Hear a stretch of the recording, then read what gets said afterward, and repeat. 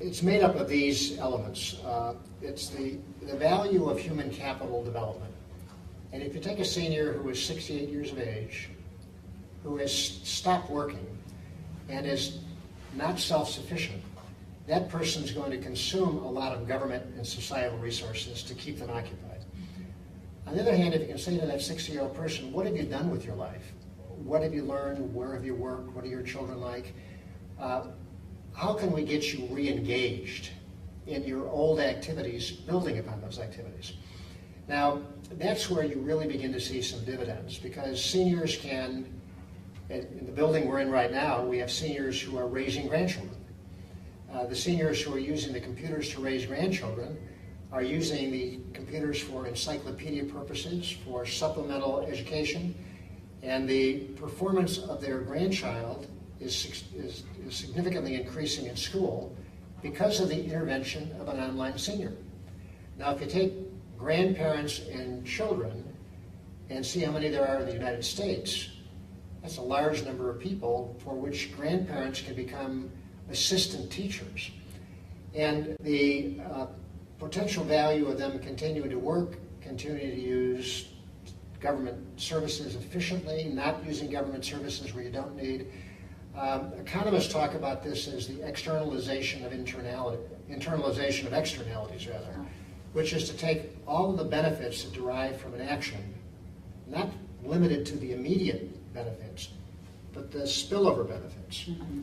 One of the benefits of this would be by a grandparent working with a grandchild in developing their studies could decide to take My Life, an autobiography booklet which Carol McConnell has written, go through that to translate the experiences of the grandparent to the grandchild. What was the grandparents' parents and grandparents like? So you're really beginning to develop a history of that individual, which for an average senior right now, who might be 75, they were born in 1930, 35, their parents were born in 1920, their grandparents were born in 1880 or so.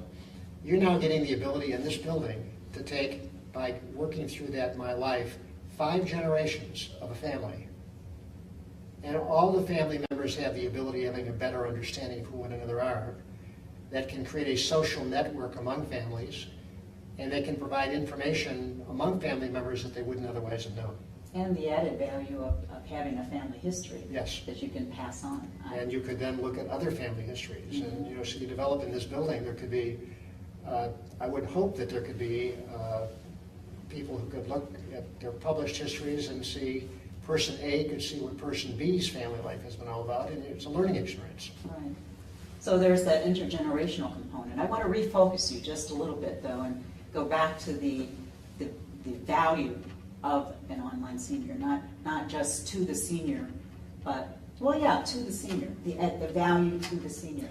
Let's talk about the economics of that. Well, I did some interviews with some community program managers about a year ago, and I asked them the question as to what would the value be, precisely what you said.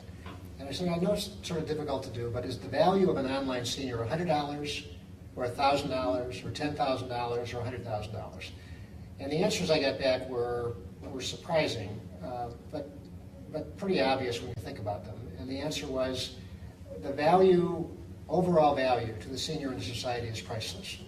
Because the question becomes, what is the value of taking a person who is opted out of life or in the process of opting out of life and re-engaging? Yes. And that has all the potential benefits that we're talking about. So I would guess it wouldn't be very difficult to assume that the value of getting a senior online and keeping them online and instructing them how to stay online and motivating them to use new applications online could be very easily worth $100,000.